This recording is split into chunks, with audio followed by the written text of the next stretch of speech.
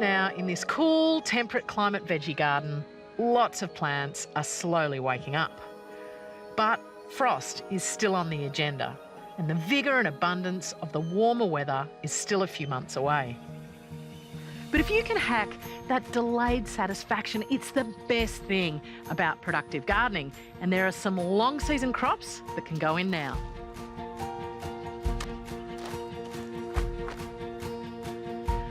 One of the traps of being on television is that people often think that you can grow just about anything.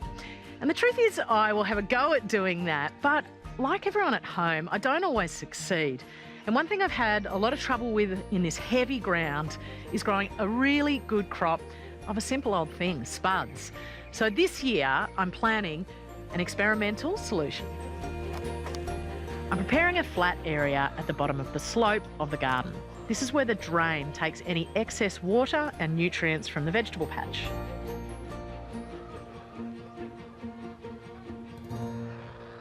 I want to grow the spuds in a soilless solution because that heavy basalt clay, it's full of nutrients and it holds moisture really well, but at times it is too much. So I'm actually going to grow directly in these straw bales. Now, they are a fantastic way to get growing almost instantly. You add a little bit of nutrients and some biology in here, and over time, as they moisten, they become a great growing environment.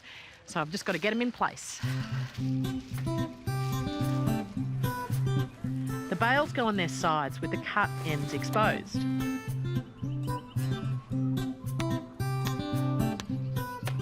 I'm using a couple of stakes to secure them into place and then backfilling around the edges so that the bales are buried by about a quarter. Now, these bales are essentially just dry carbon, so to create a really good growing environment, you do have to add some things. Now, ideally, you could leave them out in the weather, let the chooks peck on them and poo on them for a couple of months. They'd be absolutely ready to go. But in my case, I've got to add that moisture and the nutrients. So I'm just going to use the stake to poke a few holes in, add a bit of organic fertiliser. I'm going to soak them through, and then they'll be ready to plant.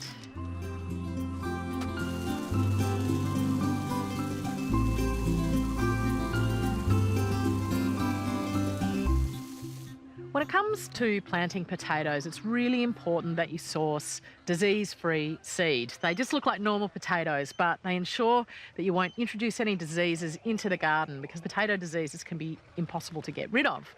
I love this one. This is Nicola. I love to eat it. It's great for anything baking, chips. I love a waxy mash. It's quite a yellow, waxy potato. I was chatting to a commercial potato grower one day, and he said to me, this variety takes about half as much water as a lot of the other popular varieties to produce a crop, which means it's fantastic for the kitchen, but it's also a great variety for the home gardener.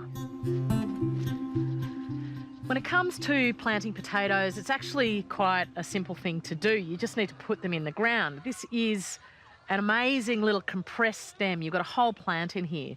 And all of these little eyes that shoot in the back of the cupboard are those growing points. Now, you can put that whole spud in the ground and it'll grow away. Some growers will thin to make sure you've just got a couple of those growing points ready to go, and you'll get a really strong result. But you can also get even more value if you've got the space from your seed spuds by actually cutting them, making sure there's a couple of eyes on each, and you can plant the pieces.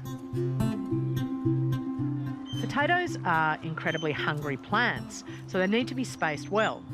In the ground, you might go about 50 centimetres between spuds and 1 metre between rows. But here, I'm putting 2 to each bale. I'm also sneaking 1 into each crack.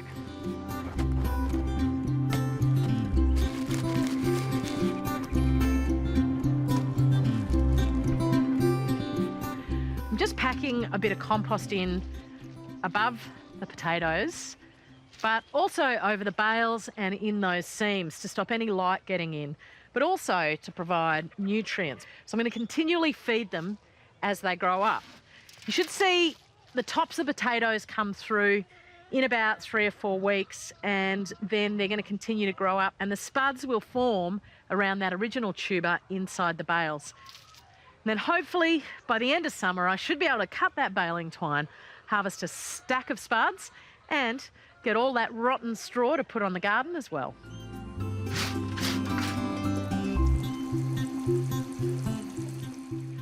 Another little tuber that I want to plant out this year is this. It's known as oca, or some people call it a New Zealand yam, and it's a type of oxalis actually, related to the weeds. It's Oxalis tuberosa, but they are in fact an edible tuber. I'm going to put them into pots and then grow them on into larger containers because they're not as invasive as the weeds, but I still want to keep them quite contained. I'm going to start with a smallish pot and then I'll pot it into bigger containers as they shoot away. I usually just fill about halfway, and then something like this, obviously, you know, which way it is up. Even with a seed, if you don't know which way to sow it, putting it on its side gives it ample opportunity to shoot wherever it wants to.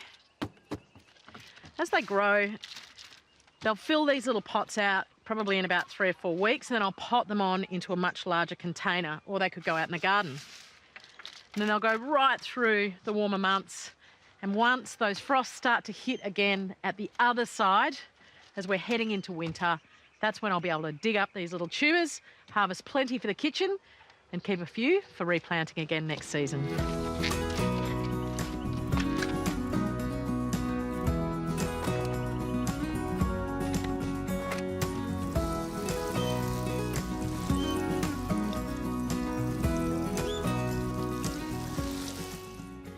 Another flavour that I want to put in the ground are these beautiful little shallots, and they're such a sweet and subtle onion. They're quite small, these. I got them from another gardener. I'm hoping they'll get slightly larger over the years, but they are part of the group of onions that multiply underground. So you plant one of these and hopefully I'll get half a dozen or so at the other end of the season. Preparation for planting any alliums, that is onions, is the same. They need a weed-free, well-drained bed. Whatever you do, avoid over-fertilising, so no fresh manures. It just leads to soft, sappy growth and rot. So instead, I'm just putting on a layer of my own homemade compost. To plant these, it's pretty simple, not unlike garlic, but I'm going to sit them above the ground, not below. Now, as I work through, I'll sort out any that have gone dry or soft in storage and only plant the healthiest bulbs. So you just really nestle them into the soil surface. The worst thing that you can do for a bulb onion like this is rot them by covering them with soil. And so I'm going to plant them about 20 centimetres apart. You could measure it, like I have a measurement on this knife, but I've actually worked out that my hand span is a bit over 20 centimetres, so that works perfectly for planting things like this.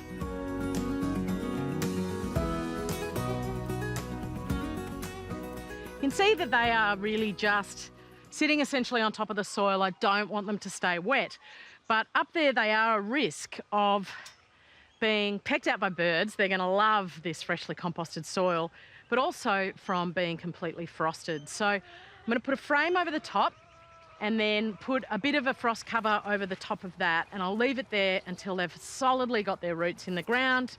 They're happily growing away, and then it can come off and they can enjoy that warm summer sun.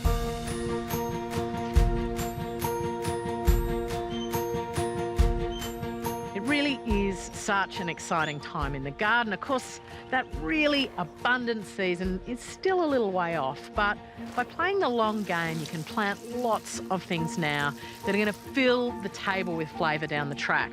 I hope you have a great weekend in the garden.